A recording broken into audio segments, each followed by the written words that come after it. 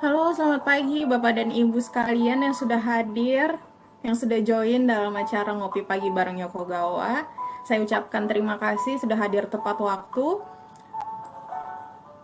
Sekarang sudah jam 9 pagi tepat, maka saya akan membuka acara Ngopi Pagi bareng Yokogawa hari ini. Oke, Bapak dan Ibu dan juga teman-teman sekalian, perkenalkan nama saya Embun Marintan, panggilannya Embun. Saya adalah bagian dari Training Center Yokogawa Indonesia, Departemen Learning and Resource Center, dan saya akan menjadi pemandu acara Bapak dan Ibu dalam acara Ngopi Bareng Yokogawa selama 1,5 jam ke depan. Oke, durasi kita pada pagi hari ini adalah 90 menit. Kemudian kalau misalkan pagi-pagi kayak gini, untuk cuaca Jakarta sih masih cerah-cerah aja ya. Mungkin saya juga bisa berharap untuk yang di daerah-daerah lain di luar Jakarta juga masih cerah aja, sehingga kita lebih bawaannya lebih riang gitu ya untuk memulai hari kita.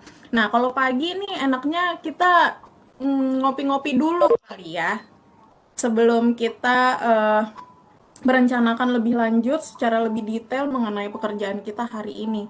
Nah, meskipun kita ya sekarang baru bisa ngopinya yang virtual, namun kami ingin menyampaikan rasa terima kasih kami kepada Bapak dan Ibu yang sudah memilih Yokogawa sebagai rekan ngopi pagi bareng hari ini. Oke, pagi hari yang cerah ini ngopi bareng Yokogawa, ngobrol otomasi di proses industri bareng Yokogawa. Minggu lalu, nggak minggu lalu banget sih, tanggal 2 Desember, kita udah mengadakan acara ngopi. Sebelumnya, kita kemarin ngomongin soal purna jual. Hari ini, kita akan ngomongin soal kemudahan mengelola aset plan dengan PRM. Acara ngopi ini dia bentuknya agak sedikit berbeda dengan acara-acara Yokogawa yang sebelumnya, di mana hari ini dan juga yang di sesi sebelumnya kita menghadirkan para spesialis dan expert untuk membagikan ilmunya. Sehingga selain dengan format yang lebih santai, pembahasan dengan para spesialis dan expert dari Yokogawa ini kita akan juga lebih mendalam. Oke, saya mau menyapa juga Bapak dan Ibu yang baru datang. Halo, selamat pagi. Apa kabarnya? Saya harap baik-baik saja. Maka saya mau meneruskan eh, peraturan webinar kita pada pagi hari ini. Yang pertama, Bapak dan Ibu tidak perlu on kamera untuk selama paparan. Kalau misalkan nanti di ujung acara kita akan ada acara foto bareng, disitulah kita bisa on kamera. Jadi mungkin sekarang mempersiapkan dulu pakai baju yang mungkin agak lebih kece. Nanti kita di akhir sesi kita bakal foto bareng. Kemudian untuk menyampaikan pertanyaan tidak perlu on microphone. Jadi untuk menyampaikan pertanyaan silahkan Bapak dan Ibu chat dalam chat box. Saya mau meminta Bapak dan Ibu untuk ditemukan dulu lokasi chatboxnya untuk desktop, Webex for desktop. Coba dicari di pojok kanan bawah. Di situ ada chatboxnya. Oke, selamat pagi Pak Haryo, Pak Riki, Pak Setiono, Pak Sasono, Pak Budi, Pak Gufran, Bu Febri, Ibu Maisha, Ibu Miura, Pak Rusdi, Pak Agus Royes, banyak sekali. Aduh, ada yang lagi working from site. Semangat ya, Pak. Mungkin akan ditemani sama Yokogawa nih pekerjaan di site-nya hari ini. Oke, terima kasih sudah menemukan chatbox-nya. Nanti kita akan berkomunikasi lewat situ. Jadi kalau misalnya ada pertanyaan, silahkan diketik. Dan nanti kalau misalkan ada link kuesioner, kita juga akan berikan dalam chatbox. Oke, kemudian selanjutnya dari webinar ini recorded session akan dibagikan nanti. Jadi nanti akan kami berikan dan juga kalau misalnya ada pertanyaan setelah sesi bisa dikirimkan ke kami via email di training@id.yokogawa.com. Oke, sekian adalah aturan-aturan dari webinar kita pada pagi hari ini. Oke, saya mau kembali lagi memberikan memberikan intro dulu ya. Jadi kalau misalkan kemarin tanggal 2 Desember, mungkin Bapak dan Ibu sudah pernah ada yang join. Kalau misalkan lalu kita ngomongin soal purna jual, hari ini kita ngomongin soal kemudahan mengelola aset plan dengan PRM. Hari ini narasumbernya adalah Pak Sony Prijantono. Oke, jadi kalau misalkan saya bisa bantu untuk memberikan eh, bisa bantu untuk memberikan prolog dulu. Saya mau cerita sedikit mengenai apa yang sudah diberikan di tanggal 2 kemarin ya. Jadi si Yokogawa ini memiliki total insight philosophy yang dimulai dari selection, kemudian juga kita akan dibantu oleh para expertnya untuk pemilihannya dan juga proses guardnya, kemudian maintenance manager, data mobility, dan juga advanced flexibility. Nah, ini adalah suatu siklus yang akan terus berlanjut. Mulai dari basic maintenance services, kemarin kita udah ngomongin, kemudian life cycle planning services, plan security, life cycle services, mungkin ini adalah untuk Bapak dan Ibu yang concernnya untuk security, cyber risk, dan lain sebagainya. Kemudian ada asset health monitoring services untuk mencegah unexpected failures, asset health monitoring services. Jadi kita akan mencegah atau memprevent kejadian-kejadian yang tidak kita inginkan. Kemudian bila misalkan ada refresh teknologi atau teknologi yang berkembang yang lebih lanjut, kita juga akan pasti membantu dan juga mengguide rekan-rekan kerja kami. Seperti itu. Jadi untuk topik pada pagi hari ini kita akan bicarakan mengenai asset health and monitoring services. Salah satunya adalah dengan mengelola plan aset menggunakan plan resource manager. Oke, jadi saya di sini saya mau stop sharing presentasinya karena dari saya cukup intronya itu aja. Untuk detailnya saya mau tanya sama narasumbernya dulu nih. Jadi pada pagi hari ini saya saya tidak sendiri, saya ditemani dengan salah satu expertnya Yokogawa Indonesia, Pak Sony Prijantono. Mungkin bisa diaktifkan videonya sudah ya Pak ya? Sudah di-unmute Pak? Ya, sudah. Oke, untuk better view, untuk para audience, better view-nya mungkin layout-nya bisa diganti jadi stage, dari grid jadi stage, jadi supaya presenternya pada kelihatan nih mukanya lebih jelas. Oke,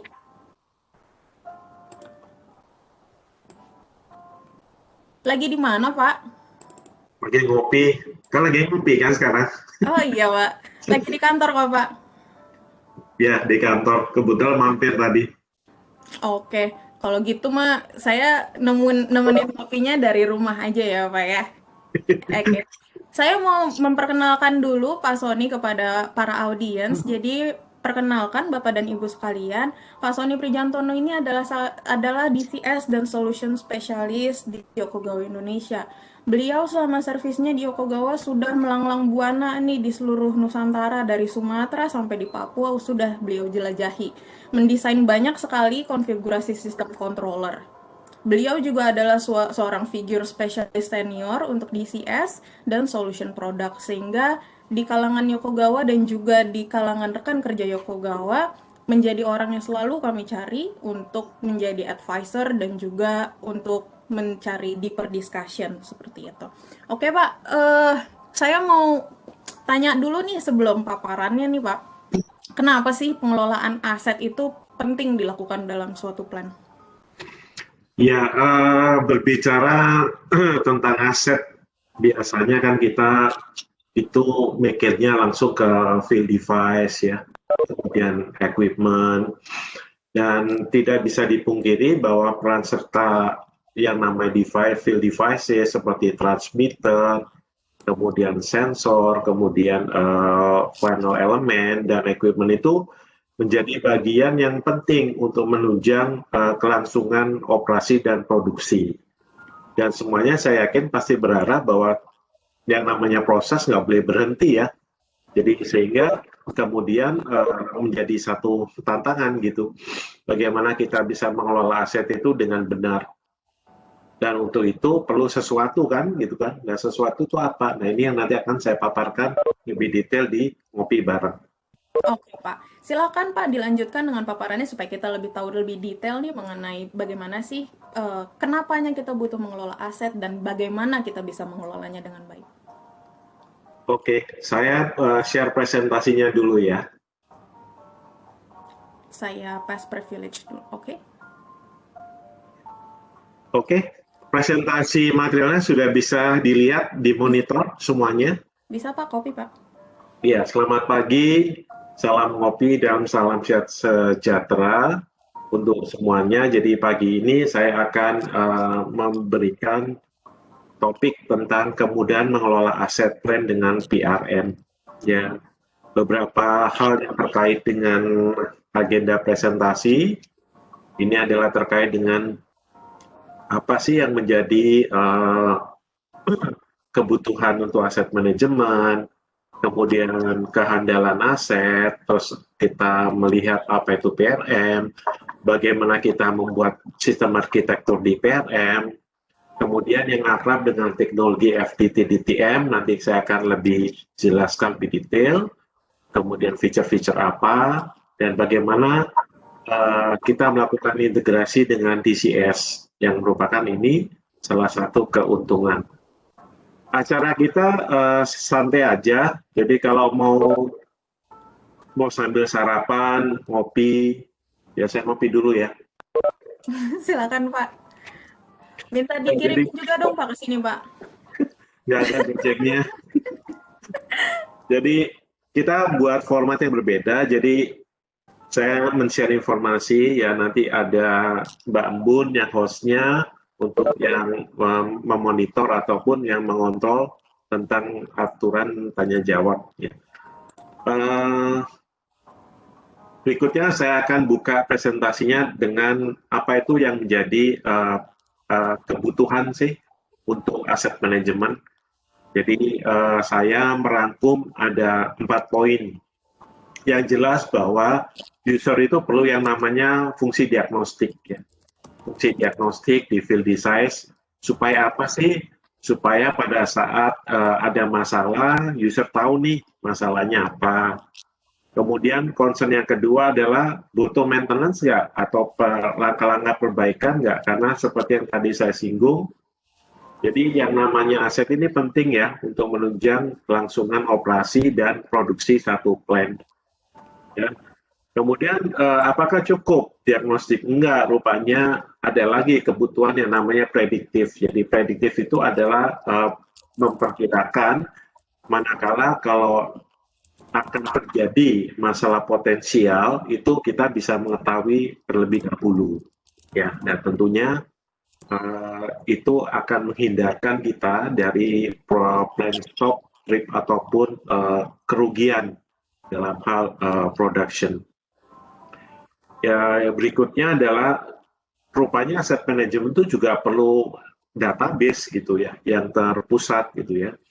Database terpusat ini akan memudahkan pengelolaan untuk device ataupun juga informasi. Jadi kita bisa melakukan parameter tuning, device calibration, kemudian kita juga bisa mendapatkan fungsi audit trail, inspection memo, dan sebagainya. Dan yang keempat, tentunya kita harus punya yang namanya KPI report. Jadi KPI report ini merupakan salah satu indikasi yang menunjukkan performansi dari maintenance, khususnya untuk field devices.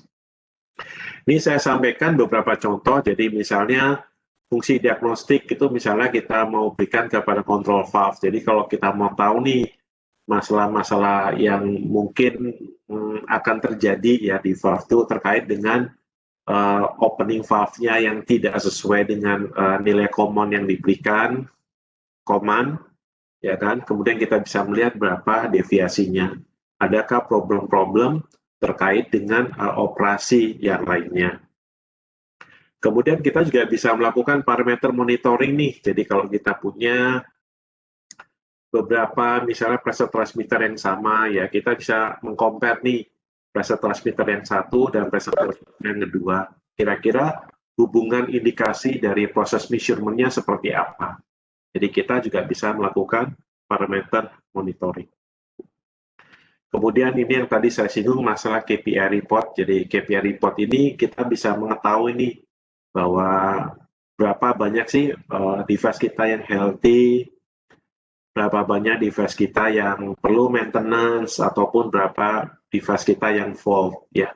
Dan berdasarkan KPI report ini, nanti kita bisa membuat yang namanya priority dalam menentukan corrective action untuk maintenance yang bersangkutan.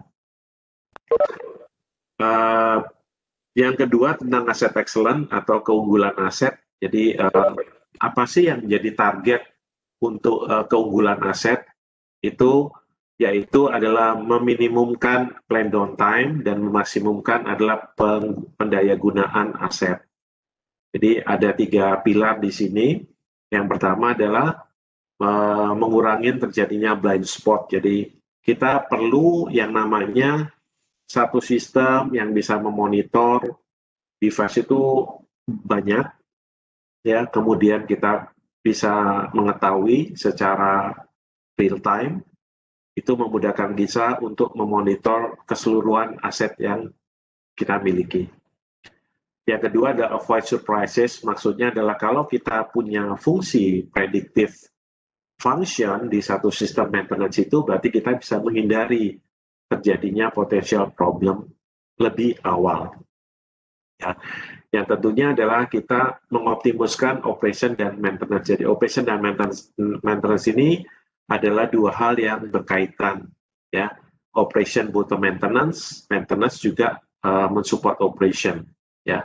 Sebagai contoh, kalau misalnya pada saat user menjalankan plan operation, kemudian ada device misalnya transmitter yang fail, nah fail-nya ini krusial nggak seperti itu. Kalau misalnya ternyata fail device ini sifatnya krusial, itu sangat berbahaya karena bisa mengganggu proses produksi atau terhentinya satu proses di plant yang bersangkutan. Apa sih 4 kunci sukses dari aset excellent? Itu dari yang saya rangkum, itu ada 4, yaitu adalah kehandalan aset, ketersediaan aset, kemampuan bisa memprediksi atau menduga lebih awal tentang kondisi aset, dan juga tentang kinerja asetnya. Jadi terkait sama availability aset, misalnya kita bisa mempersingkat nih waktu commissioning atau replacement atau troubleshooting. Mengapa? Karena sistem yang kita gunakan untuk aset manajemen itu bisa memberikan informasi kepada kita terkait dengan apa sih masalah yang terjadi, problemnya, terus bagaimana mensolusikan. Jadi sistem yang menginformasikan kepada user, sehingga user itu punya guidance ya, atau arahan secara tepat dan cepat untuk men-solve masalah di field devices. Kemudian bagaimana kita memonitor fungsi maintenance dari field devices itu dalam satu monitor operation. Nah, ini yang saya sebutkan tentang mengoptimumkan fungsi operation dan maintenance ya dalam satu single window.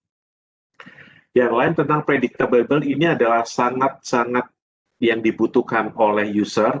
Bagaimana user bisa mengetahui lebih awal kalau misalnya field device itu terjadi kecenderungannya adalah abnormal behavior. Ya, mungkin kalau kita berbicara tentang valve itu dikasih perintah atau command 50%, bukanya cuma 45%. Jadi ada deviasi 5%. Nah, selama proses continue berlangsung itu kecenderungannya gimana? Apakah perbedaan antara command dan valve opening itu lebih besar atau lebih kecil? Kalau lebih besar, kita bisa lihat lagi nih, kira-kira perubahannya sekian persen dalam waktu tertentu nih. Berarti kita bisa menduga atau memprediksikan bahwa, oh berarti artinya setelah nanti kalau valve ini dioperasikan sekian lama, itu nanti deviasinya akan semakin jadi lebih besar, dan itu tidak diperkenankan dalam proses. Nah, sehingga kita bisa tahu tindakan apa yang lebih awal yang kita bisa lakukan untuk mencegah supaya tidak terganggunya proses operasi. Ya. Kemudian tentang PRM sendiri, barangkali bapak-bapak atau ibu-ibu sudah pernah mendengar apa PRM. Jadi PRM itu singkatan dari Plan Resource Manager.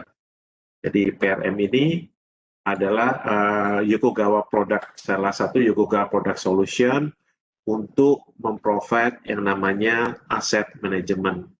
Ya, keunggulan daripada PRM ini adalah secara efisien dia bisa mengelola ya dan mensupport pekerjaan maintenance untuk field devices. Ya, selain itu PRM ini juga mensupport berbagai macam digital field bus dan intelijen ya yang berbasis communication protocol seperti Foundation Field Bus, Profibus dan ISA 100.11a Field Wireless Devices. Nah ini kalau kita berbicara tentang platformnya untuk PRM, jadi PRM itu bisa diaplikasikan di level 2 dan level 3 ya. Jadi kalau kita ngomong tentang struktur kontrol sistem, PRM itu ada di level 2 dan level 3. Jadi level 2 mengapa? Karena dia memiliki komponen atau fungsi yang terkoneksi dengan kontrol sistem network. Sementara untuk di level 3-nya untuk keperluan production management yang lebih detail. Nah, ini adalah platform daripada PRM yang merupakan Yokogawa Solution Product untuk kebutuhan asset management. Jadi ada fungsi untuk maintenance alarm, diagnostik, predictive diagnostik, online maintenance, kemudian kita bisa lihat device statusnya online ya, lihat secara graphicalnya, kemudian datanya alive, dan kita bisa mengetahui status yang terjadi di field device, apakah server problem, kabel koneksinya putus, communication-nya, dan lain sebagainya. Audit trail menjadi satu bagian yang penting, karena audit trail ini adalah untuk merecord data-data maintenance, kemudian kita bisa melakukan validasi jika parameter-parameter field device itu akan diimplementasikan ke field device yang lainnya. Calibration juga menjadi bagian yang penting juga, karena calibration ini digunakan untuk mengetes nilai sinyal yang dikirimkan dari sistem PRM ke field devices. Benar nggak nilainya menunjukkan sesuai dengan akurasinya? Jika enggak, nanti diperlukan tindakan lebih lanjut, yaitu instruments of calibration. Ini adalah PRM kita yang terbaru. Jadi PRM kita terbaru itu versinya R4.04 ya. Dan ini adalah operating system yang disupport. Terakhir adalah Windows 10 Enterprise 2019 LTSC. Untuk database-nya SQL Server 2014. Dan PRM ini mampu memanage dan menghandle asset management sebanyak maksimum 6.000 field devices. Jadi lumayan banyak ya untuk satu plan. Bagaimana kita membuat satu arsitektur di PRM itu ada dua. Ya. Yang pertama adalah masing-masing komponen PRM itu berdiri sendiri.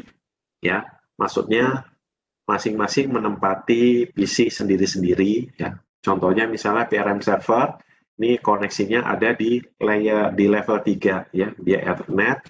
Kemudian PRM client ini bisa di level 3 atau di level 2. Yang dimaksud di level 2 artinya fungsi PRM client ini bisa digabungkan di AIS. Ya, nanti di presentasi berikutnya saya akan lihatkan bagaimana hubungan antara PRM dengan AIS terintegrasi dalam single monitor. Dan yang ketiga adalah Field Communication Server. Ini adalah komponen yang digunakan untuk mengkomunikasikan antara PRM dengan field devices. Makanya dia selalu terkonek dengan control network. Konfigurasi yang kedua kita sebut dengan PRM All-in-One Configuration. Maksudnya apa? Satu PC dipergunakan untuk ketiga komponen PRM. Jadi ini biasanya bisa kita pakai kalau misalnya device-nya tidak terlalu besar, tidak terlalu banyak, dan tidak perlu pembagian fungsi untuk menjalankan PRM. Dan ini yang tadi yang seperti saya singgung, jadi PRM server itu adalah mengumpulkan data-data maintenance dan juga menyimpannya ke dalam single database ya. Kemudian dia menjadi centralized device information. Jadi kita bisa, kalau kita mau membuat device registration, kemudian membuat yang namanya electrical document, hasil calibration, itu bisa dilakukan lewat PRM server.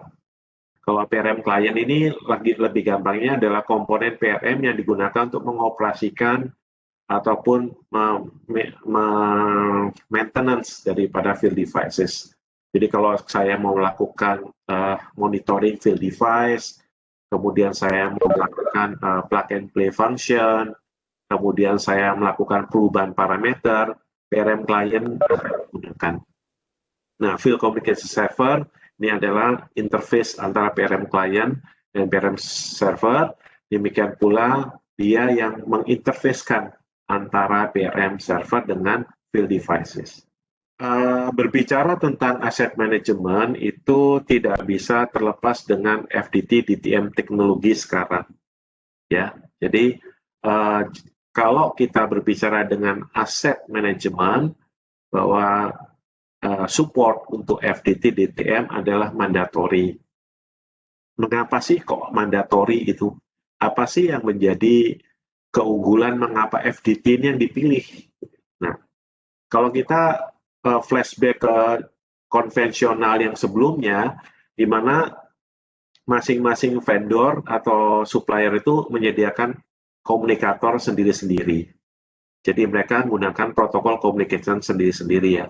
Contoh kalau Yokoga itu punya BRIN. Dulu kalau punya BRIN, terminal komunikator, itu untuk komunikasi ke field device Yokogawa yang namanya BRIN.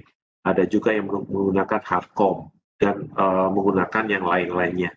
Fluke juga punya seperti itu. Sehingga kalau misalnya kita banyak nih device-nya, kemudian kita harus menghandle berbagai macam software, komunikator, akan ribet ya.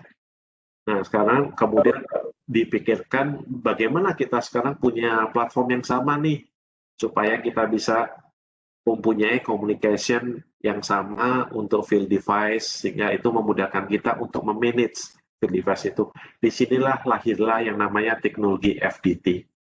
FDT adalah singkatan dari Field Device Tool, adalah teknologi yang mengkoneksikan dan mengkonfigurasi untuk field device. Jadi FDT ini erat hubungannya dengan DTM, Device Type Manager, yang akan saya provide di slide berikutnya. Sementara Yokogawa PRM itu adalah sebagai FDT yang menjadi frame application kita. Ya, dengan kita menggunakan FDT, maka kita bisa menstandarisasi komunikasi dengan field device. Ini yang memungkinkan kita untuk menampilkan menggunakan standar application antara field device dan juga menggunakan tools yang digunakan untuk maintenance activity. FDT itu adalah vendor independen, ya. Jadi open interface. Jadi dengan FDT ini sudah tidak ada lagi nih vendor yang memonopoli, ya kan, untuk aplikasinya, untuk komunikasi ke field device. Kemudian sudah tidak ada ketergantungan lagi dengan DD file atau device description file, ya. Kemudian kita gunakan open interface. Nah, DTM ini adalah device singkatan dari Device Type Manager. Dia running bukan hanya di application-nya sendiri, tetapi di FDT frame application. Jadi dengan menggunakan DTM ini, maka kita bisa menampilkan feature-feature asset management di berbagai macam host PC, brand yang berbeda, tampilannya sama. Jadi berpindah, jadi apapun tipe mereknya, apapun tipe jenis transmitter yang disediakan, selama dia mensupport FDT DTM teknologi, maka itu akan memiliki tampilan yang sama, baik di Yokogawa PRM ataupun misalnya di Emerson AMS ya, Asset Management System. Ya, untuk mengetahui analogi FDT DTM itu seperti demikian. Jadi kalau saya punya laptop nih, laptop saya ini adalah FDT-nya, ya kan? Field device itu analoginya sama printer. Nah, sekarang kalau saya menggunakan printer itu untuk ngeprint, berarti apa yang harus saya buat adalah saya harus punya dong printer drivernya. Dan printer drivernya itu harus sesuai dengan produk printernya. Kalau saya menggunakan HP LaserJet, ya saya harus menggunakan driver HP LaserJet. Demikian pula DTM. DTM itu adalah driver yang mengkomunikasikan FDT frame application, misalnya dalam hal ini PRM, dengan field devices. Ya, perlu diketahui bahwa DTM ini adalah dibuat oleh vendor, ya, makanya itu diprogram oleh device vendor. Maksudnya transmitter A dan transmitter B dalam vendor yang sama dengan fungsi yang berbeda memiliki feature yang berbeda. Tapi kalau itu ditampilkan di application asset management di vendor A dan vendor B, tampilannya tetap sama. Ya, ini yang memungkinkan kita untuk menyederhanakan tampilannya. Nah, ini kemudian kita fungsi-fungsi utama ya untuk PRM itu bisa apa aja sih gitu ya. Nah, ini ada beberapa fungsi. Kita bisa melakukan device management, bisa melakukan device configuration, kemudian kita melakukan alarm indication, device parameter audit, dan historical dan alarm reportnya. Saya akan bahas satu persatu. Saya break dulu ya, ngopi dulu ya. Pak, sambil ngopi nih, mungkin bisa dijawab pertanyaan dulu satu ya Pak ya, untuk Ya, selingan. Ada pertanyaan dari Pak Rifyan. Ingin bertanya, mohon dijelaskan Pak perbedaan antara PRM dan PIMS atau Exa Quantum. Apakah PRM ini klien dari Exa Quantum atau bagaimana ya? ya, jawabannya bukan. Jadi, Exa Quantum itu adalah produk solution Yokogawa. Sebetulnya Exa Quantum itu punya berbagai macam produk turunan ya. Kalau kita ngomong tentang untuk Plan Information Management System, kita sebutnya dengan Exa Quantum PIMS. Jadi target untuk application software-nya adalah berbeda. Jadi kalau Exa Quantum PIMS itu gunakan untuk Plan Information Management System. Jadi dia collecting data dan historical. Sebetulnya, nah, sedangkan untuk PRM lebih ke arah ke asset manajemennya. Jadi ini dua hal yang berbeda. Oke, mungkin bisa dijelaskan Pak lebih singkat lagi, maksudnya plan information beda apa sih dengan yang aset nih gitu? Ya, jadi kalau plan information itu kan biasanya kan lebih digunakan untuk data collection, ya data collection yang digunakan untuk nanti data reporting dan analisis. Yang mana sebetulnya plan information management system itu lebih ke arah untuk business domain. Oh, oke. Ya, kalau di PRM ini kan lebih ke arah ke asset management ya. Ya. Oke, baik. Terima kasih Pak atas jawabannya. Mungkin bisa dilanjutkan mengenai fungsionality dari PRM. Oke, ini adalah tampilan pertama fungsi PRM untuk device management. Jadi kita bisa mengetahui ini model number dari transmitternya, kemudian fungsi transmitternya, vendornya apa, dan informasi ini bisa didapatkan secara otomatis pada saat kita menjalankan read device function. Jadi kita sudah nggak usah ketik manual, kecuali kalau memang ada perlu tambahan yang diberikan di field-field yang kosong. Jadi dengan kata lain, dengan device master information ini kita bisa mengumpulkan semua data information untuk field devices. Jadi contoh kalau kita misalnya ada transmitter yang fail nih, di mana sih gitu, brandnya apa, ya kan? Kemudian kita bisa tahu dari sini kita bisa tahu dari parent server, kita bisa mengetahui model numbernya yang rusak tuh ini toh pressure transmitternya ya. Jadi lebih mudah untuk mengelola aset. Yang berikutnya adalah kita juga bisa mengetahui pada saat terjadi fault, di sebelah kanan itu ada network field, kita bisa mengetahui bahwa device ini device yang mana nih yang fault, di koneksi yang mana nih terhadap sistem. Ya kan, dalam hal ini yang diberikan contoh adalah kalau misalnya kita punya sistem Yokogawa yaitu Centum, Centum VP misalnya, kita bisa tahu terjadi device yang fault itu di channel nomor sekian, ya kan, di FCS berapa. Sementara yang di sebelah kiri kita bisa membuat hierarchy assignment sesuai dengan standar ISA S8801. Jadi kita bisa buat nih site-nya apa, kemudian areanya apa, kemudian unitnya apa, kemudian atau prosesnya apa, terus kemudian kita bisa buat prosesnya. Jadi kita bisa mengelola aset ini sesuai dengan hierarki assignment-nya terhadap area yang bersangkutan. Jadi ini akan memudahkan kita untuk mengetahui, oh transmitter yang fail itu ada di area, misalnya di area boiler A, misalnya seperti itu. Kemudian di mana nih, di area mana nih, gitu. Kan? Jadi kita bisa tahu apakah ini di posisi yang di aerator, ya kan, atau di posisi level steam drum dan sebagainya. Jadi lebih cepat untuk maintenance mengetahui dan mengidentifikasi nih masalahnya di mana. Nah, ini adalah fasilitas yang diberikan di Yokogawa PRM, namanya DTM Box. Ini adalah satu window untuk kita bisa memonitor kondisi ataupun status daripada field devices. Jadi contoh, misalnya di sebelah kanan nih ada analog output ya. Analog output itu outputnya 11,450 miliampere, sehingga nilainya 46,61%. Jadi kita bisa mengetahui ini. Adapun kita bisa men-set range-nya dari LRV-nya 0 sampai dengan maksimumnya upper 50 derajat Celcius. Dan ini adalah parameter range setting di mana kita bisa melakukan perubahan ya terkait dengan parameter-parameternya. Nah, ini yang saya tadi sebut dengan tentang calibration. Jadi calibration di sini berbicara tentang loop signal test dari PRM ke field devices. Jadi saya mau tahu nih linearity signal outputnya dari transmitter nih. Kalau saya kasih 0%, 25%, 50, 75, 100 itu indikasi field device-nya berapa. Nah, dari situ kemudian saya bisa lihat ini, indikasinya ini benar nggak ini. Kalau nggak benar kan berarti, oh ada deviasi nih.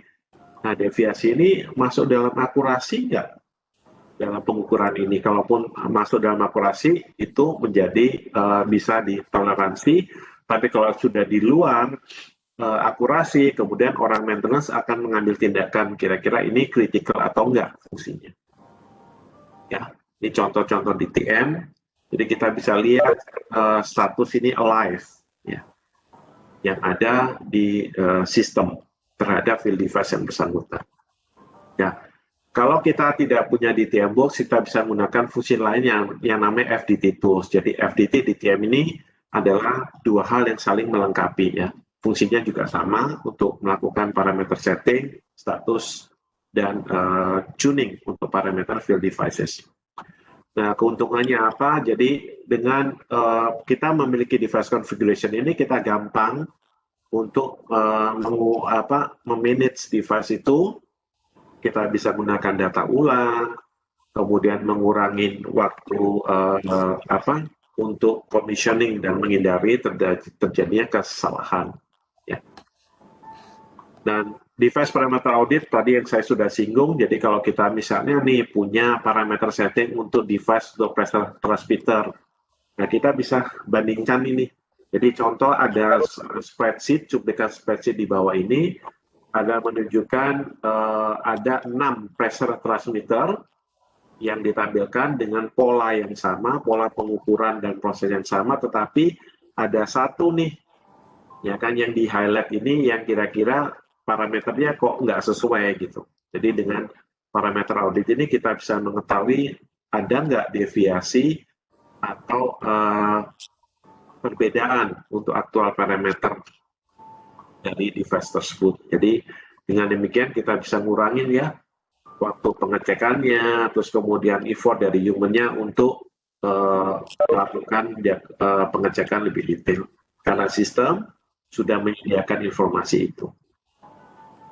Nah, kita menyangkut masalah device diagnostik, jadi ada feature di PRM yang namanya device viewer. Jadi device viewer ini lebih menunjukkan kepada diagnostic information.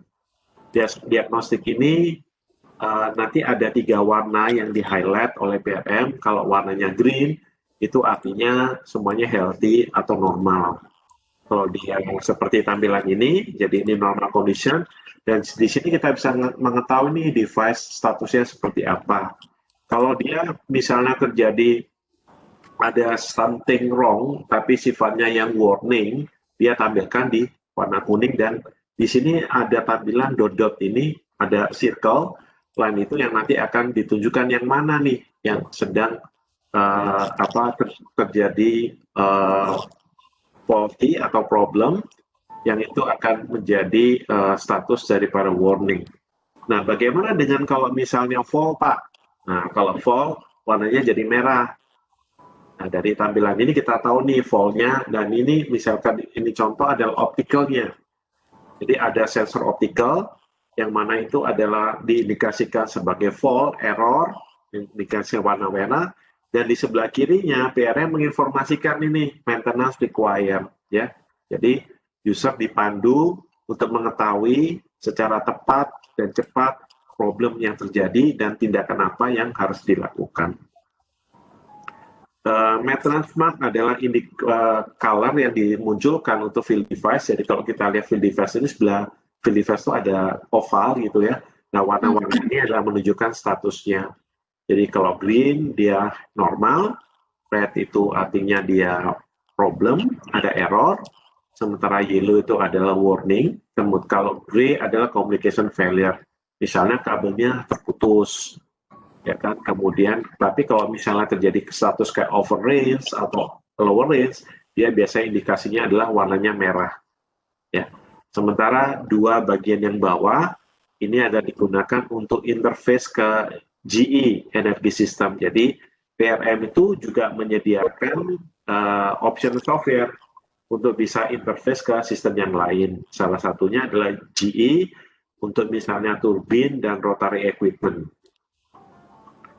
Nah, kalau saya mau tahu nih, ada device yang fault, kira-kira PRM bisa apa ya yang menginformasikan ke saya? Nah, PRM itu mempunyai fasilitas untuk menginformasikan ke user tentang 3 hal, yaitu problemnya apa yang terjadi di device, kedua adalah penyebabnya apa, dan tindakan action apa yang harus diberikan. Cause adalah bagian yang penting untuk supaya user bisa melakukan yang namanya preventif, ya kan. Jadi kalau kita mengetahui problem yang terjadi, berarti otomatis kan kita nanti bisa memproteksi nih sistem itu supaya tidak terulang kembali. Jadi cause menjadi hal yang penting untuk direcord dan diketahui oleh user untuk menghindari terjadinya masalah yang sama di kemudian hari.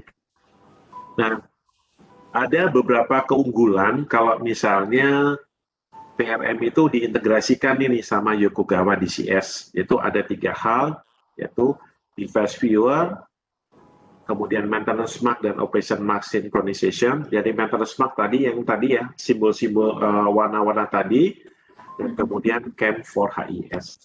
Jadi saya akan tunjukkan satu persatu.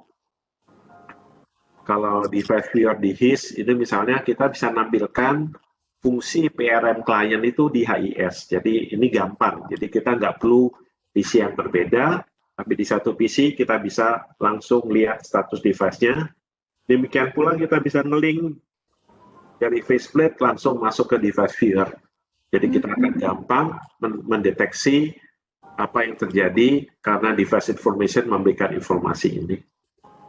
Ya, ini tadi saya singgung ada warna-warna yang mengindikasikan status daripada field device, dan ini adalah maintenance mark dan operation mark. Jadi maksudnya seperti gini nih. Kalau operator lagi ngoperasin plant, kemudian dia tahu nih ada instrumen yang lagi IOP, input open gitu ya. Kemudian dia tahu nih, berarti mengakibatkan kontrol fungsinya berhenti, nggak bisa dioperasikan secara otomatis.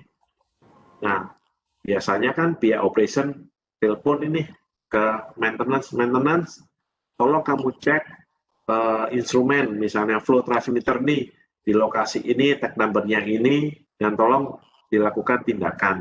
Kan? Nah, orang maintenance ke site nih, ke lapangan, ya tahu nih, oh ya dia sudah mengetahui identifikasi masalah dari PRM, kemudian dia akan melakukan tindakan perbaikan. Nah, untuk sementara waktu, dia pengen operator tidak boleh mengoperasikan sementara selama tindakan repairing dilakukan. Nah, maintenance bisa ngasih ini nih, maintenance smart ke device ini dalam status repair. Jadi orang operator tahu, oh ini sekarang lagi di repair nih, sama orang maintenance, jadi supaya kita bisa, kita sementara waktu nggak boleh mengoperasikan ini, karena ini memang dalam status repair. Jadi ada informasi yang terintegrasi antara dua disiplin, baik maintenance maupun operation. Yang jelas setelah pihak personel maintenance melakukan perbaikan, dia harus melepas tag-nya. Dia melepas tag-nya supaya operator juga tahu, oh ini udah selesai nih, berarti saya boleh pakai dong. Dia kemudian bisa mengoperasikan loop itu untuk pindah ke auto mode. Ya, ini keuntungan yang lain kalau kita menggunakan Consolidated Alarm Management Software for HIS, di satu window kita juga bisa menampilkan PRM alarm and event. Jadi nggak usah pindah-pindah window, ya kan nanti operator juga kehilangan fokus dalam melakukan plan monitoring. Nah, ini keuntungannya dengan menggunakan Yokogawa untuk VP DCS, kita bisa mengintegrasikan fungsi ini. Jadi, device yang ini nih saya bisa monitor di single window. Ya, ini slide terakhir tentang summary, ya kan. Jadi PRM adalah online real time plan asset management Yokogawa untuk bisa mengkonfigurasi device dengan teknologi standar secara global, ya kan. Mendapatkan dan menampilkan device diagnostic information remotely. Remotely itu artinya kita tidak perlu datang ke device yang biasanya dilakukan orang menggunakan hard komunikator, tetapi cukup kita berdiri duduk di depan PRM client, kita sudah bisa menampilkan fungsi diagnostic information. Ya.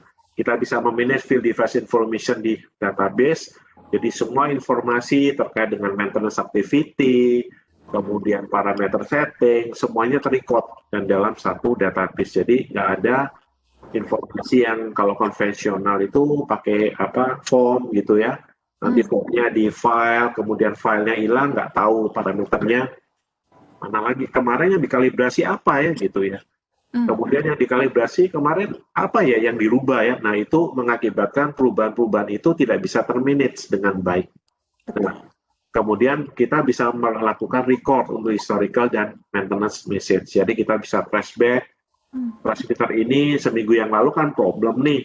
Problemnya apa ya? Oh ketahuan nih dari diagnosis information terjadinya sensornya fault. Oh, sensornya fault ini, dan nanti dari record yang diberikan itu maintenance bisa melakukan tindakan analisis kira-kira probability-nya faulty di device itu sering nggak gitu. Ya. Nah, dengan PRM artinya harapan untuk melakukan kemudahan manage kemudian pengelolaan aset itu bisa tercapai secara efektif, ya. Dan juga kita bertujuan untuk mengachieve predictive maintenance, bukan breakdown maintenance, dengan mengutilisasi diagnostic information. Ya, saya tutup acara ngopi ya pagi ini. Terima kasih atas perhatian dan kerjasamanya. Terima kasih. Saya serahkan ke Mbak Ambun, hostnya. Sebetulnya ngopi kita masih berlanjut nih Pak, tapi kita akan coba berpindah tempat nih. Terima kasih Pak Sony atas paparannya. Ngopi dulu Pak, mungkin dari tadi udah banyak paparannya. Aku saya. Jadi saya beli sendiri loh, ngopinya beli sendiri. Iya Pak, saya sampai nggak dibagi nih Pak. Jadi saya mau ganti narasumber dulu. Terima kasih Pak Sony, saya akan ganti narasumber. Selanjutnya saya mau perkenalkan pada audiens Bapak Faisal, rekan saya Pak Faisal, dan juga Pak Aminuddin. Bisa on cam? Halo, Halo Pak Amin. Kemudian Pak halo, Faisal mana ya? halo, halo, halo. Pak Faisal lagi di mana ini Pak? Ini lagi di demo room nih, makanya saya full armor nih. Full armor ya, karena lagi ada sama bareng Pak Amin kah di demo room? Agak jauh sih, tapi ya satu orang. Oke. Ada ruangan. Saya mau tanya Pak Amin dulu nih. Pak Amin, halo, apa kabar? Ya, Kalau ya nggak salah Pak alhamdulillah Amin saya baik. dengar-dengar dari site ya Pak. Iya, Dari mana tuh Pak? Boleh baru ini. diceritain dong? Oh, kemarin habis dari ini Kalimantan. Jadi perjalanan 10 jam tambah naik boat 2 jam gitu. Jadi sayanya agak terpencil sih. Baru kembali kemarin hari Selasa. Oke. Gitu. Jadi Bapak dan Ibu sekalian, saya mau perkenalkan dulu. Ini adalah rekan saya Pak Aminuddin. Beliau adalah salah satu senior service system engineer di Yokogawa Indonesia. Beliau ini baru pulang dari site dari Kalimantan. Mungkin sedikit dong bisa diceritain sama kita kemarin habis ngerjain apa sih, Pak? Oh, kalau kemarin sih kerjaannya ini ya, support di ada shutdown ya, turnaround. Itu kemarin saya ada modifikasi di prosesnya. Kalau di prosesnya memerlukan injeksi kondensat ya, jadi kondensatnya mau diinjeksi lagi ke dalam bumi, jadi programnya perlu dimodif lah. Jadi itu saya supportnya di programnya, program Oke, safety dan baik. PCS-nya. Baik, di penghujung tahun pun tetap sibuk ya Pak, tetap semangat. Jadi Pak Aminuddin. Justru malah Oh, justru malah customer makin sibuk ini ya Pak ya?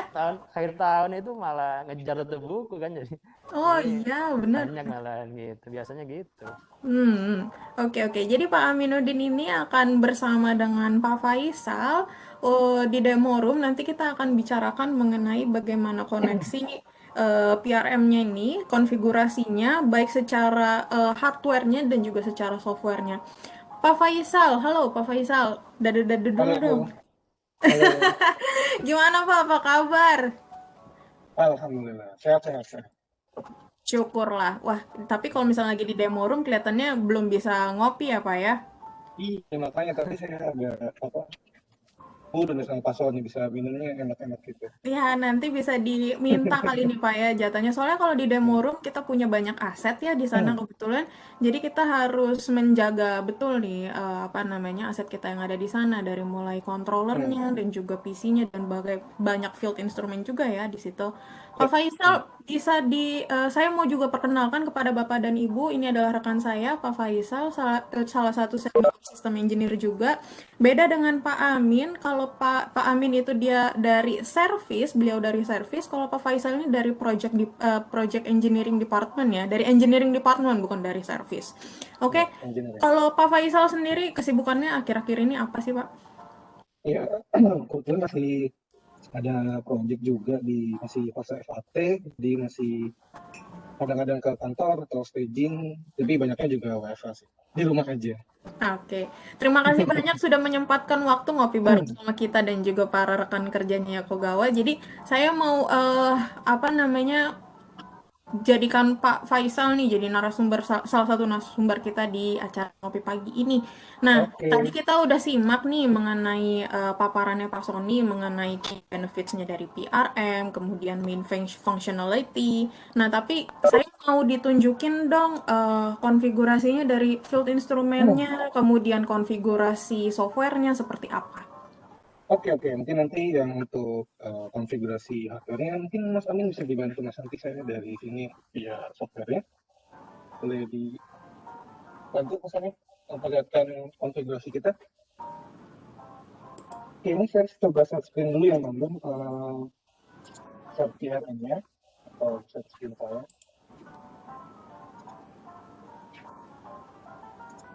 Oke, tadi juga sempat disinggung sama Pak Sony. Pak Sony itu suhu gitu di Yokogawa, yang sudah sangat senior dan salah satu ekspert kita. Jadi ini Bambun, ini ada tampilan PRM station-nya. Tadi juga sempat singgung Mas Pak Sony bahwa kita sudah PRM kita kompatibel dengan Windows yang paling update atau Windows 10, dan ini juga kita sudah menggunakan Windows 10 LTSB. LTSB itu memang mungkin agak beberapa orang mungkin agak kurang familiar ya. Jadi biasanya kan enterprise aja, tapi ada LTSB-nya ini yang time support blends. Jadi memang kalau mungkin bapak dan ibu baca ini memang khusus buat di automation. Oke, ini Mas udah di Windows 10 LTSB.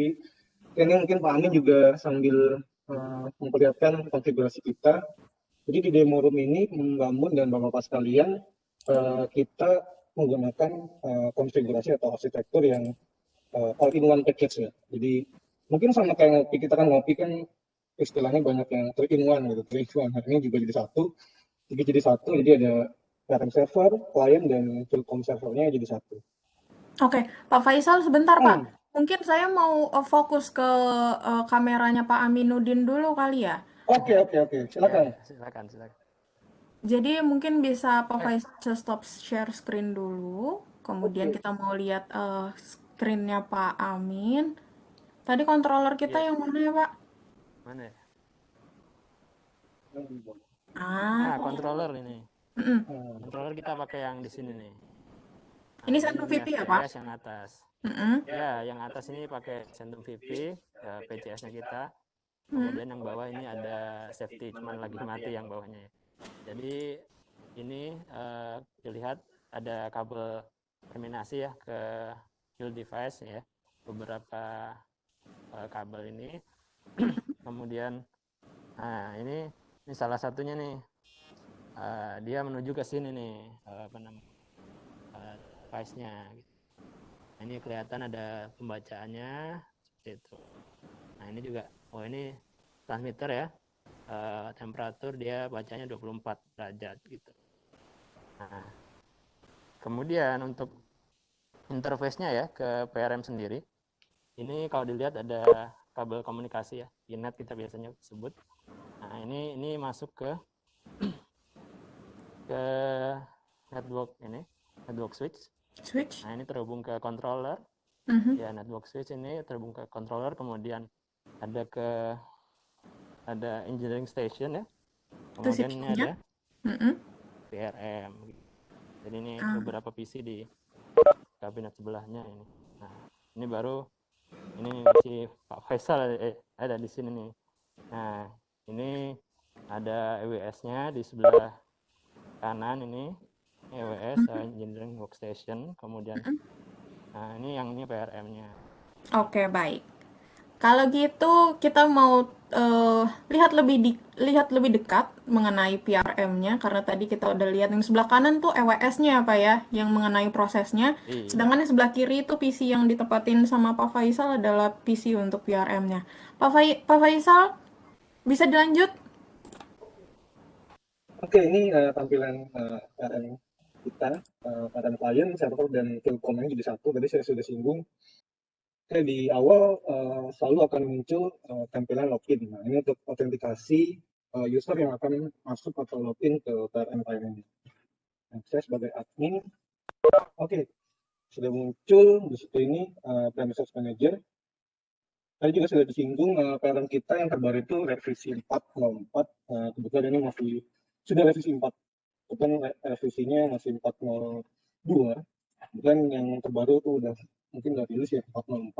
Mungkin Pak Fahmi bisa dikoreksi kalau salah. Kemudian ini tampilan kita juga tadi ada di presentasi Pak Sony, ada beberapa side view ya. Jadi di sini ada plan, kemudian nanti network, kemudian ada class, signal, dan custom. Oke, mulai dari nah ini plan sendiri nanti sebenarnya plan ini akan ini ya, sama dengan hierarki yang ada di ICFS hierarki. Misalkan mungkin ada satu plan, nama projectnya apa, kemudian ada proses, utility, dan unit-unitnya. Kira-kira seperti itu. Kemudian kalau network sendiri ini persis sama dengan apa yang kita assign di DCS kita atau di Centum. Jadi nanti sebenarnya kita tinggal ada namanya device path, nanti kita tinggal acquire datanya, retrieve, kemudian nanti di sini muncul kemudian saya Centum, kemudian nanti ini nama projectnya, kemudian FCS node sampai nanti channelnya. Kemudian kelas sendiri, ini kelas itu nanti akan menampilkan jenis protokol yang terkoneksi dengan KRM kita. Ini kebetulan kita udah connect di hub, kemudian nanti selain itu nanti ada muncul manufaktur atau vendor yang terkoneksi dengan kita. Ini kita juga masih kayak Kogawa. Oke. Dan ini otomatis ya, kita nggak define, tapi ini otomatis sudah sign di KRM-nya. Kemudian ada signal, nah signal ini akan menampilkan transmitter function atau field instrumen yang sedang failure atau butuh dicek fungsinya out of spec, lalu ada maintenance required. Dan satu lagi custom, nah ini custom, misalnya kita lagi demo, pilih-pilih spin aja contohnya. Oke, mungkin kita lanjutkan lagi. Kebetulan tadi sudah diperlihatkan sama Mas Amin bahwa kita punya FCS, kita menggunakan FCS nomor 1. Kita connect ke beberapa transmitter. Saya coba buka transmitter yang di channel 1. Tapi tadi kayaknya ada pertanyaan ya dari Pak Hari. Untuk jumlah tag karakter yang bisa dituliskan PM, apakah bisa lebih dari 8 karakter? Saya jawab dulu, bisa ya Pak. Bisa lebih dari 8 karakter. Dengan catatan, tapi nanti saya lanjutkan lagi. Tapi saya jawab dulu bisa. Oke, baik. Ya, nambahin Pak Ical. Iya Pak. Untuk PRM kita sudah support H7 ya. Ya betul Pak, sudah support H7. Jadi sekali lagi ya Pak, tadi sudah support H7. Kemudian karena di H7 itu nanti ada long text, jadi kita bisa Bapak bisa tampilkan sampai 32 karakter. Nah itu salah satu fitur yang terbaru di H7. Oke, ini kebetulan device ini juga sudah H7. Dan misalkan gimana kalau misalkan wah ini kita nggak pakai H7, H6 misalkan, atau H5 dan H yang sebelum-sebelumnya. Jadi nanti kita bisa kita akali Pak ya, atau kita pakai opsi lain, misalkan cuma 8, tapi kita butuh, misalkan tagnya kan ada banyak ya, misalkan mungkin di 3 angka pertama itu unit misalnya, kemudian identifier itu slot number, mungkin tambah lagi suffixnya gitu. Nah ini bisa kita opsinya lain, misalkan physical device tag-nya kita masukkan PT001 gitu. Kemudian nanti kita ada namanya deskriptor. Nah ini deskriptor ini biasanya digunakan misalkan kita sudah mentok nih 8, tapi misalnya ada 12 atau mungkin lebih dari 8, misalnya ada 12 atau 10, nah kita bisa masukkan ke deskriptor. Sebenarnya juga di PRM kita itu ada option untuk menampilkan tag display-nya. Jadi yang paling pertama itu hanya menampilkan tag default yang ada di instrumen itu sendiri. Kemudian tadi juga saya sempat singgung tag plus deskriptornya, atau itu menampilkan deskriptornya aja atau message-nya. Nah ini mungkin yang long tag yang saya sebutkan, long tag for H6 dan emitter. Tadi saya koreksi, jadi H6 ke bawah itu belum bisa long tag.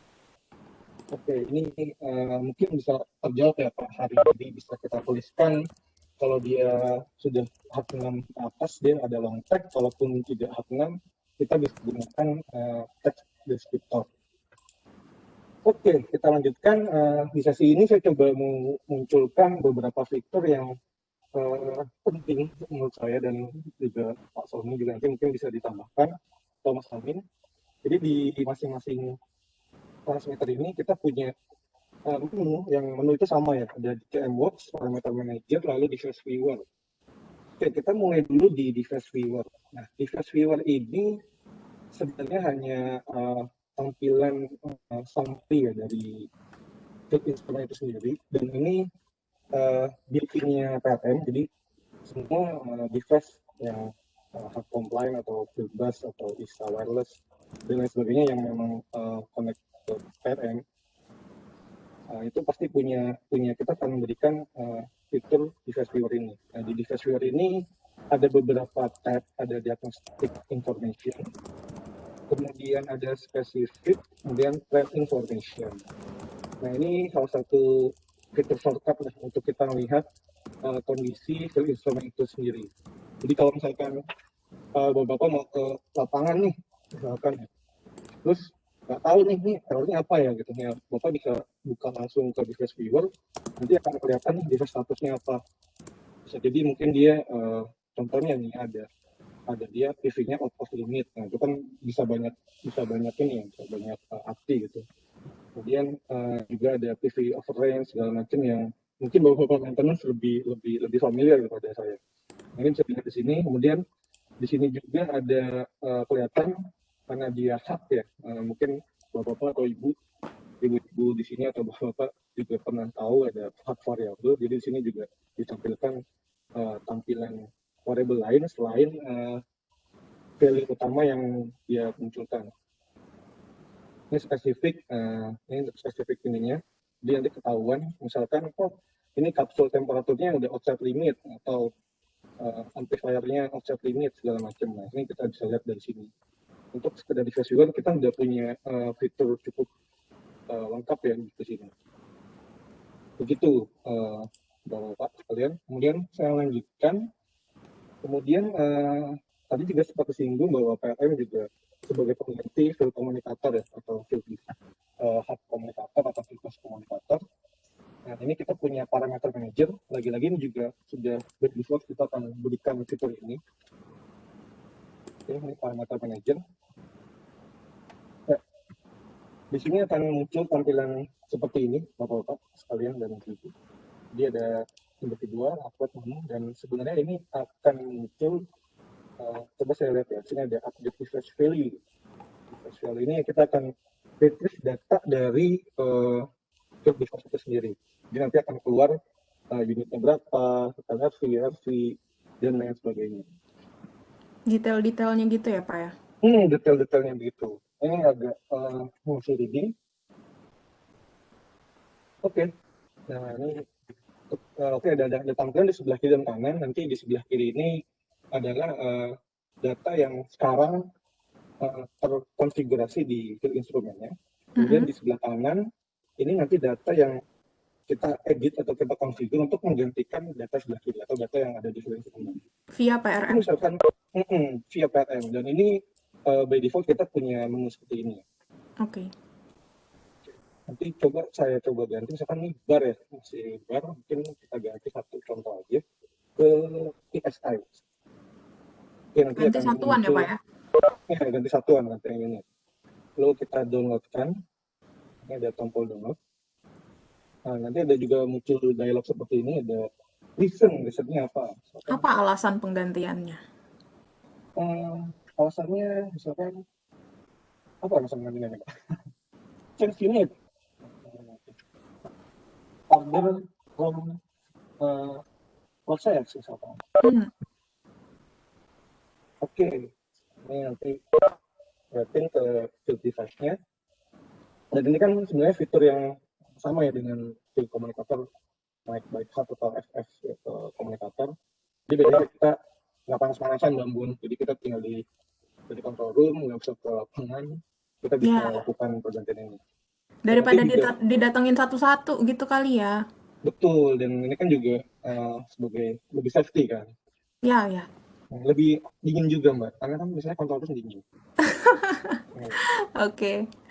Tapi mungkin di control room nggak boleh ngopi ya. Nggak boleh tapi Oke. Ya, ini parameter manager seperti ini.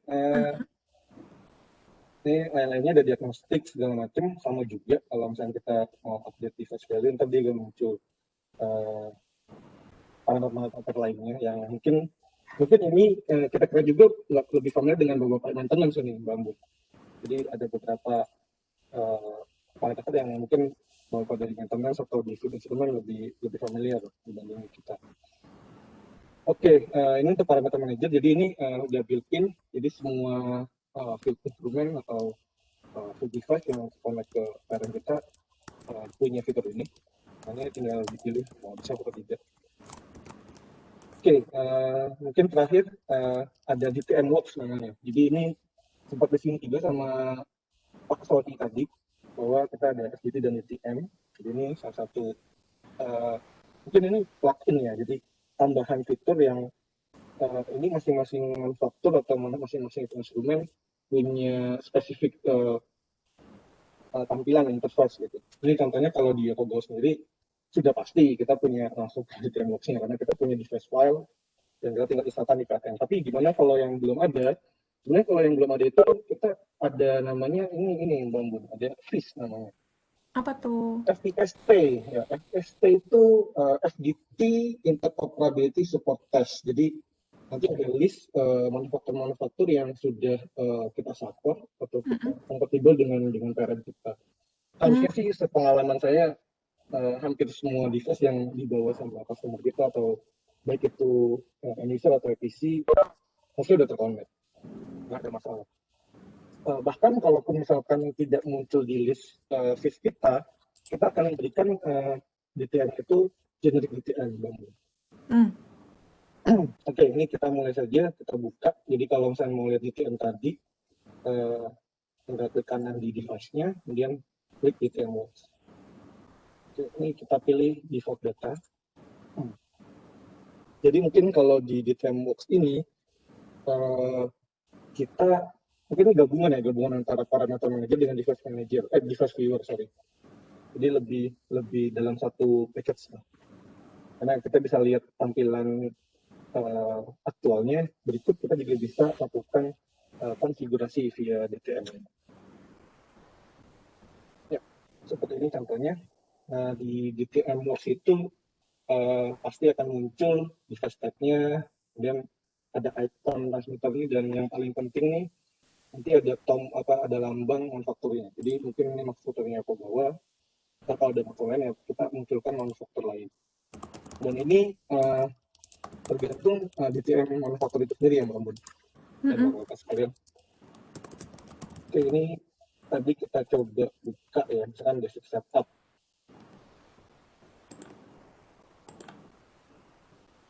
Oke. Nah, ini tadi juga saya singgung ada long tag, karena ini kita sudah H7 nih, Bang. Ya, ini H7. Betulan, nah tadi udah kita ganti PSI. Ini tag-nya, ini saya coba contoh ya. Ini kan misalnya kalau kita pakai tag, misalkan unitnya 100. Nah, ini ada tombol tanda seru, artinya wah ini input error, karena 8 karakter tadi sama persis yang ditanyakan Pak Hadi ya. Jadi cuma 8 karakter. Nah, ini kalau kita udah ada H6 dan ke atas, ini kita bisa masukkan long tag. Jadi kita bisa sampai 32 karakter. 32 karakter. Jadi nggak masalah. Tapi kayaknya kalau tag-nya 32 kayak kepanjangan ya, Mbak. Kayaknya nggak mau. Susah juga ngingetnya ya kok 32. Ini sudah juga ingetnya, karena biasanya ya mungkin 12 atau ya 10 lah. Ya.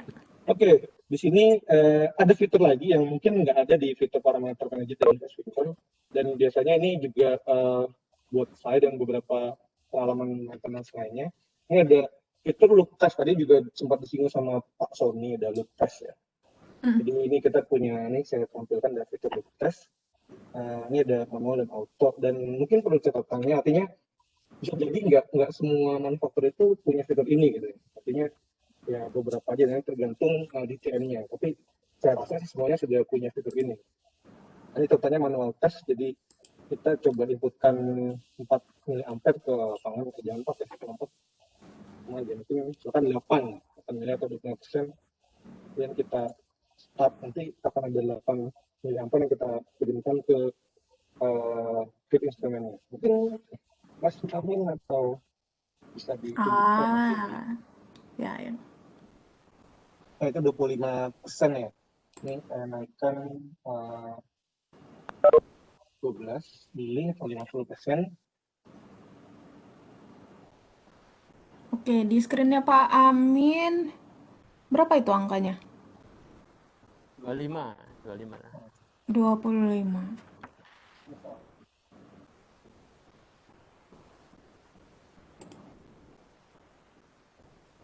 Tuh? Masih 25.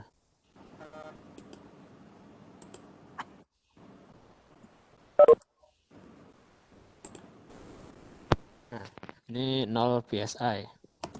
Saya nonton lagi. Ya, ini juga kita ada fitur auto press ya. 25, 50 saya kasih Mas Amin. Masih jalan gitu ya? Masih 0%. Oke, step. Nah, Oke, 50 ya. sekarang 50%. Iya, tadi lupa mencet tombol set ya, Pak. Maaf, Pak. Set gitu ya. Oke, 50. Saya mau saya referensi 75. Nih ya, saya tadi nungguin kok nggak muncul. Oke, ini 75, diterima 75. 75. Ya, 1.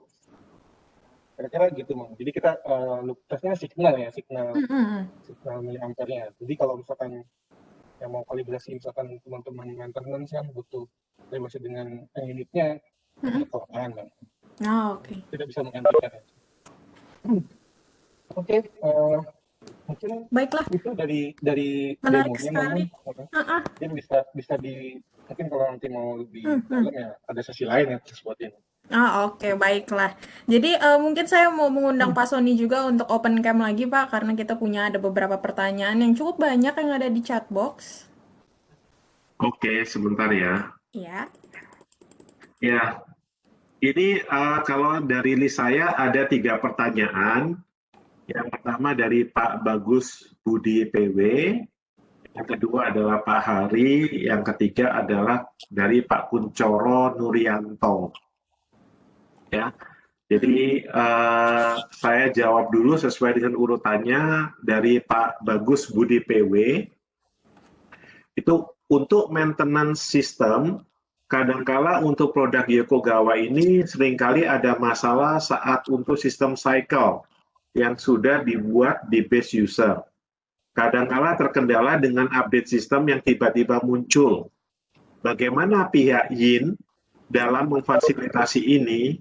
Sebab user tidak dapat serta-merta merubah dan mengaplikasikan update tersebut secara cepat dikarenakan sudah ada budget dan manajemen maintenance. Pak Bagus Budi PW bisa di-on-kan Pak speakernya karena saya mau tanya pertanyaan pertama, bisa disebutkan nggak produk Yokogawa yang dimaksud ini produk yang mana Pak ya?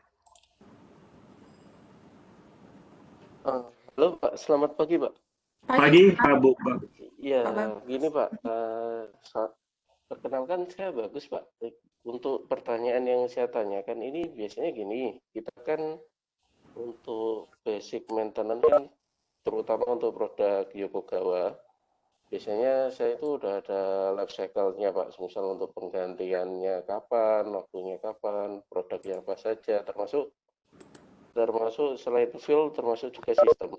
Nah, beberapa tahun yang lalu itu sempat kadang terkendala gini, tiba-tiba Yokogawa mengeluarkan suatu update terbaru dan itu misal contoh kayak DCS-nya update, kemudian update aplikasi yang memang nggak bisa, bukan karena Yokogawa juga sih. Misal contoh dari kayak DCS itu karena dari Microsoft-nya. Nah, itu kan kita kan terkendalanya biasanya kan informasi seperti itu kan tiba-tiba muncul mendadak nih Pak. Dan untuk mengaplikasikan contoh untuk itu tuh kita harus ya meetingnya agak lama dan pengendaliannya agak lama. Jadi gimana Pak cara untuk memfasilitasi ini misal untuk kedepannya lagi Pak, bila ada seperti itu? Iya, jadi saya mau jawab perwakilan dulu. Di sini kan ada Pak Bayu juga, nanti kalau Pak Bayu Marta dari Yokogawa, jadi nanti kalau kurang saya tolong dikoreksi atau ditambahkan Pak Bayu. Jadi terkait dengan sistem update ini Pak, yang pertama adalah kita harus melihat dulu apakah sistem update ini menjadi kebutuhan yang mandatori atau tidak. Itu dulu Pak, ya kan? Karena memang banyak sistem-sistem, banyak klien-klien kita yang running masih dengan menggunakan sistem version yang lama. Dan mereka juga belum beranjak ke update. Nah, jika memang diinginkan itu terjadi continuous sistem upgrade dengan Yokogawa, itu Yokogawa punya yang namanya maintenance contract. Ya, kalau sementara Pak Bayu belum online Pak, jadi itu Pak Bagus yang bisa saya inikan jelaskan.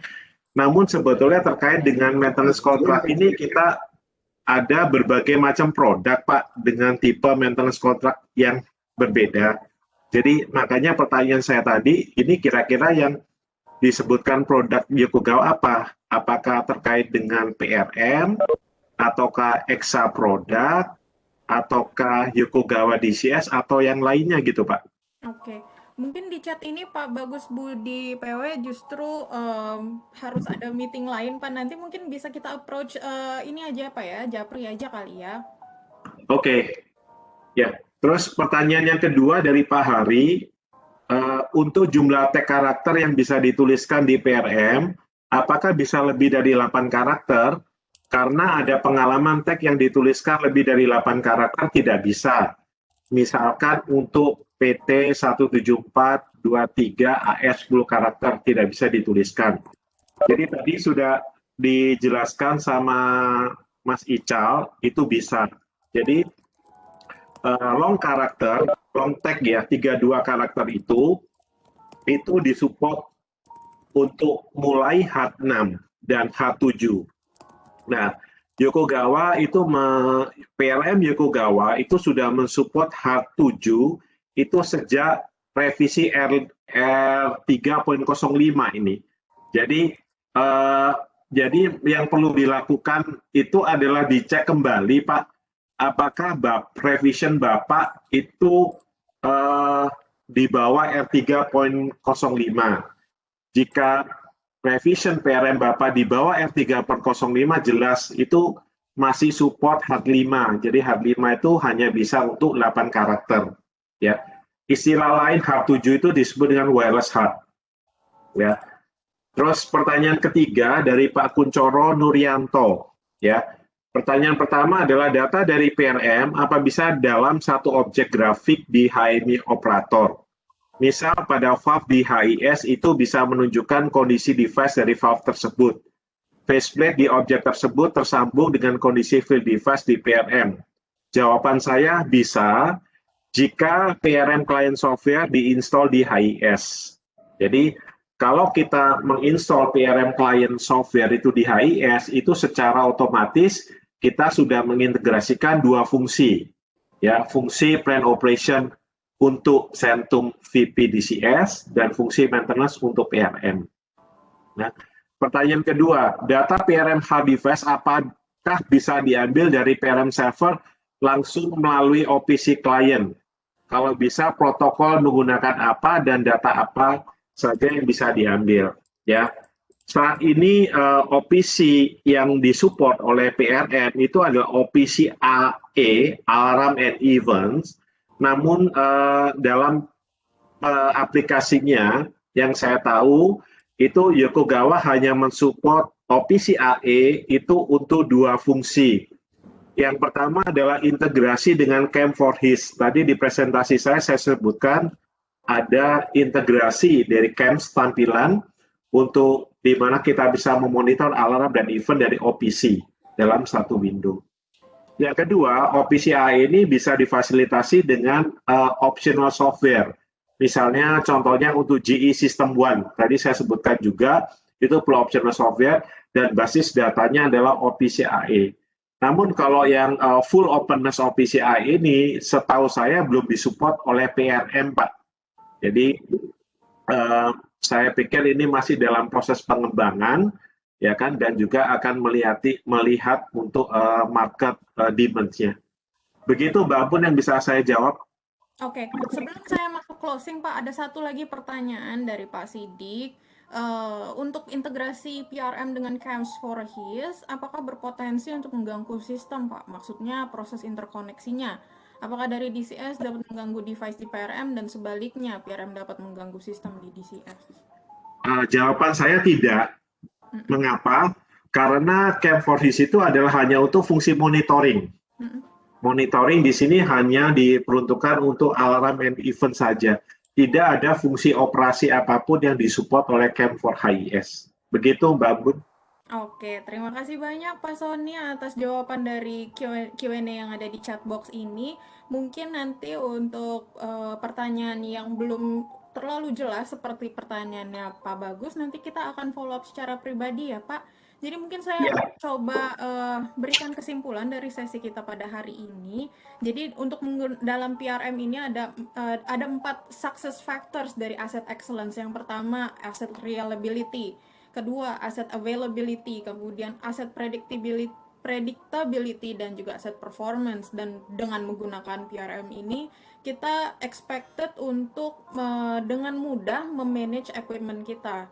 Karena di dalam PRM ini dia dilakukan ada suatu klasifikasi equipment, kemudian ditampilkan secara hierarki, baik hierarki dalam standar ISA maupun juga hierarki yang bisa ditampilkan ini project apa, ini FCS berapa, node berapa dan lain sebagainya.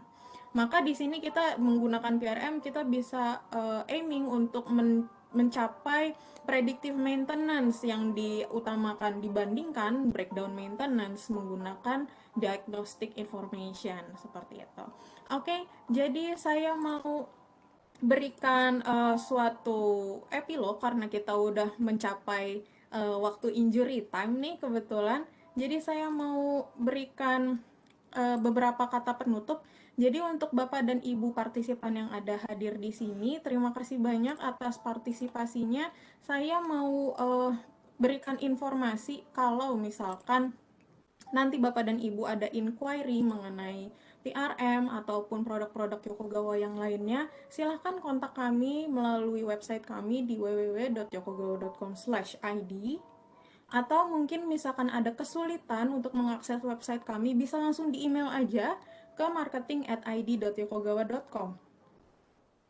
Misalkan Bapak dan Ibu perlu diskusi lebih deep lagi mengenai PRM, atau misalkan inquiry, atau misalkan butuh bantuan untuk service, atau butuh bantuan untuk upgrade, kami dengan senang hati bisa membantu. Kontak kami di marketing@id.yokogawa.com. Oke, nah udah mencapai penghujung acara. Jadi saya mau minta tolong kepada Bapak dan Ibu sekalian untuk akses kuesioner ini melalui QR code yang saya tampilkan di layar. Oke, sama salah satu lagi deh Pak Sony, Pak Faisal atau Pak Amin, sambil kita nunggu linknya untuk di chat box, saya mau minta ceritanya dong sedikit aja mengenai apa aja sih sukses story-nya mengenai PRM yang pernah kita alami. Ini yang mana dulu nih? Yang muda dulu ya? Ya. Kalau yang Bisa muda dulu. dari Faisal dulu atau misalkan Mas Amin gitu, pengalamannya yang menarik menggunakan PRM seperti apa, terus Oh, kemudian yang sama Pak muda Sony. saya, Mbak. Hmm. Ya, PRM sendiri saya udah di awal pertama project Yokogawa sudah ada PRM, dan mungkin tadi juga Pak Sony bilang multiple protokol segala macam itu emang jelas ya. Artinya mau itu FF, dan HAT itu bisa kita monitor langsung dari PRM, dan buat teman-teman atau para maintenance juga cukup terbantu gitu, Mbak. Kebetulan di project-projectnya itu di daerah Luwuk sana lah, Luwuk side sana. Sulawesi Tengah itu kan semua, kalau nggak salah itu PRM ada semua. Harusnya itu jadi salah satu sukses story kita. Mungkin Mbak. Ya, oke. Dari saya sih, ini kan saya kebetulan ada di departemen service ya. Jadi kebanyakan saya datangin itu di customer-customer yang plan-nya sudah established, jadi sudah ada PRM-nya. Nah, dari mereka itu feedback-nya mereka rasanya lebih terbantu dengan PRM karena kan device-nya itu tersebar ya di mana-mana ya. Ada yang harus jalan ke sana 2 kilo, ada yang naik dulu tangga ya 20 meter kayak gitu-gitu. Itu tempat-tempat yang susah untuk dijangkau. Itu dengan adanya PRM itu dia bisa langsung, oh ini statusnya kayak gini, kalau ada masalah aja bisa lihat di situ. Jadi tidak perlu ke sana tapping komunikator ke situ ya. Jadi menurut mereka itu yang paling membantu lah menurut mereka dari Apalagi PRM hazardous gitu. area gitu kali Mas Amin ya. Nah, ya apalagi hazardous area. Nah, belum lagi kalau mau masuk itu kan permit lagi kan. Ya. Agak inilah fleksibel jadinya. Oke. Kemudian Pak Sony gimana Pak? Ada success story yang mungkin bisa di-share sama kita? Ya, saya lagi beruntung karena lokasi saya lebih enak dari yang lainnya, yaitu di area geothermal ya. Lebih dingin Jadi ya Pak? lebih dingin, cuma kadang sama teman bisa salah sangka, ini bau kentut atau bau H2S nih. Bau sulfur di mana-mana. Ya, karena geothermal tuh pasti aksesnya via well ya. Jadi ada production well, ada juga injection well. Jadi di mana kita masang beberapa remote panel di sana, jadi pakai spesifik kabinet ya. Karena di sana kan kadar gas sulfur tinggi, berbahaya bagi keselamatan juga. Jadi kita memonitor dengan H2S sensor. Dan kesulitannya adalah lokasinya jauh-jauh, ada yang sampai itu 20 km, 14 kilo kalau nggak salah, 14 kilo terjauh atau 20 saya lupa. Dan di situ ada fail device yang perlu untuk dimonitor untuk maintenance.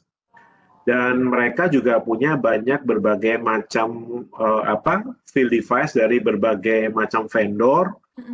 Mereka awalnya susah untuk memilih satu persatu, akhirnya paling gampang ya udah kita tawarkan solusinya dengan PRM.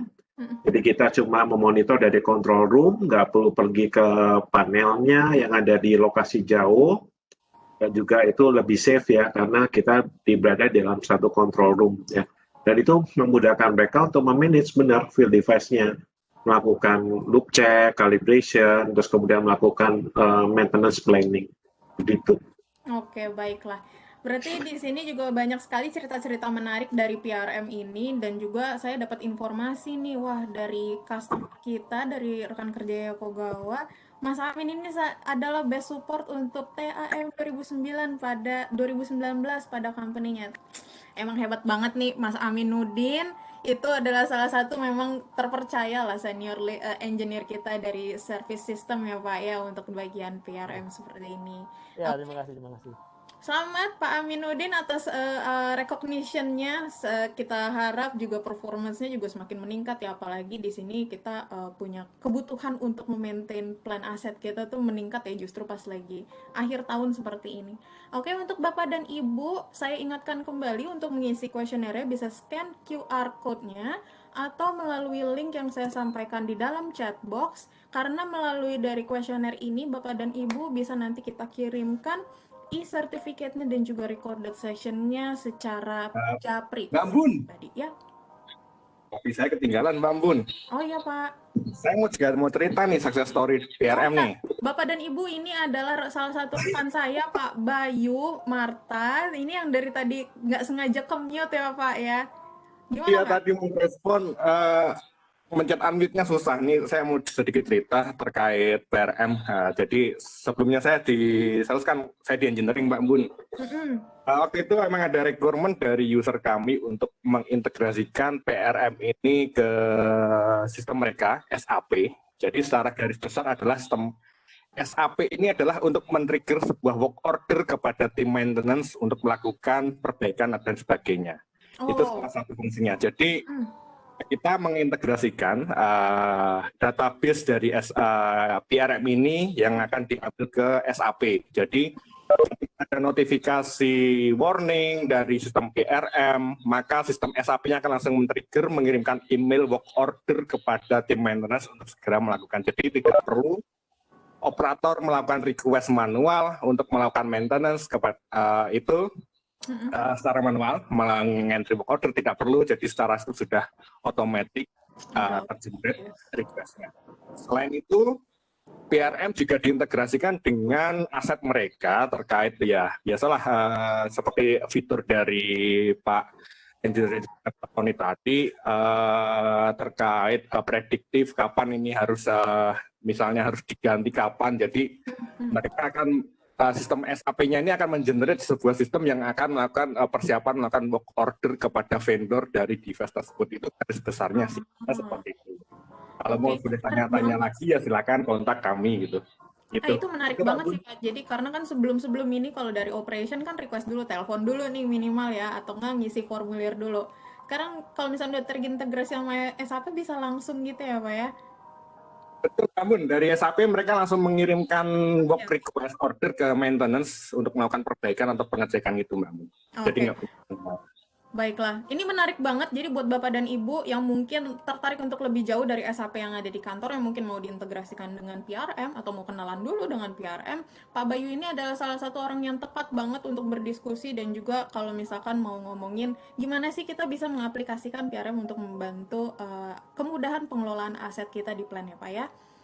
Oke, Bapak dan Ibu udah ngisi kuesionernya untuk mendapatkan e-certificate dan juga recorded sessionnya nanti. Kalau misalkan nggak ngisi, sayang banget. Karena nanti dari kuesioner ini saya akan melakukan undian loh, lucky draw-nya. Ini saya kasih dulu sneak peek-nya nih buat satu orang yang lucky, satu orang yang hoki. Menjelang 12.12 saya juga mau ngasih salah satu lucky draw. Jadi siapa tahu besok dapat promo yang bagus. Hari ini saya kasih lucky draw. Jadi hokinya double. Jadi jangan lupa diisi dulu kuesionernya. Udah ini yang namanya juga sneak peek. Saya nggak terlalu lama ya menampilkannya. Saya ingatkan sekali lagi untuk mengisi kuesionernya. Ini adalah QR code-nya.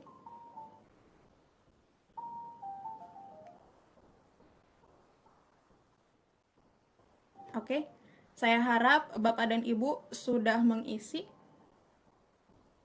Oke, saya mau ucapkan terima kasih banyak atas partisipasi Bapak dan Ibu sekalian yang sudah hadir tepat waktu dan juga stay sampai di jam setengah 11 ini. Saya juga mau mengucapkan terima kasih banyak kepada para presenter, Pak Sony, Pak Faisal, Pak Amin, dan juga Pak Bayu, dan juga para rekan-rekan Yokoga Indonesia. Terima kasih banyak untuk semuanya atas partisipasi dan juga interaksinya yang sangat menarik. Terima kasih juga, saya mau mengucapkan special recognition. Saya mau mengucapkan special recognition untuk peserta-peserta yang sudah hadir di webinarnya Yokogawa Indonesia dari bulan Juli sampai sekarang. Sungguh setia sekali. Terima kasih, kita sangat appreciate banget atas Bapak dan Ibu. Tanpa dukungan dan support dari Bapak dan Ibu, kita nggak mungkin bisa sampai di sini. Dan ini adalah acara webinar kita untuk yang di bulan Desember. Nanti kita akan jumpa lagi di bulan Januari, lebih tepatnya tanggal 13. Jadi stay tune. Setelah kita libur akhir tahun, kita akan ketemu lagi. Pantau terus sosial media kami dari website yokogawa.com/id, atau misalkan bisa temukan kita juga di LinkedIn PT Yokogawa Indonesia, atau yang suka Instagraman nih di @yokogawaindonesia, atau di Facebook kita di @yokogawaindonesia, boleh di add supaya kita nanti bisa tahu nih update-update ada webinar apa lagi ya, atau ada acara ngopi apa lagi ya bareng sama Yokogawa.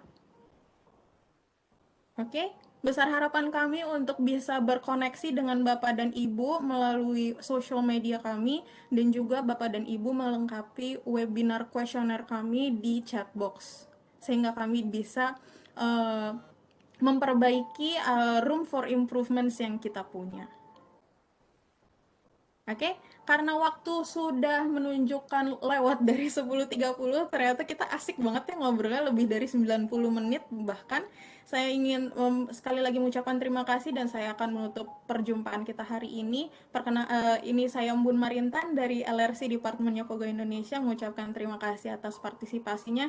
Kita akan ketemu lagi bulan Januari. Stay healthy, stay happy. Nanti kita akan ketemu lagi dengan topik-topik yang lebih menarik. Sampai jumpa dan selamat pagi menjelang siang.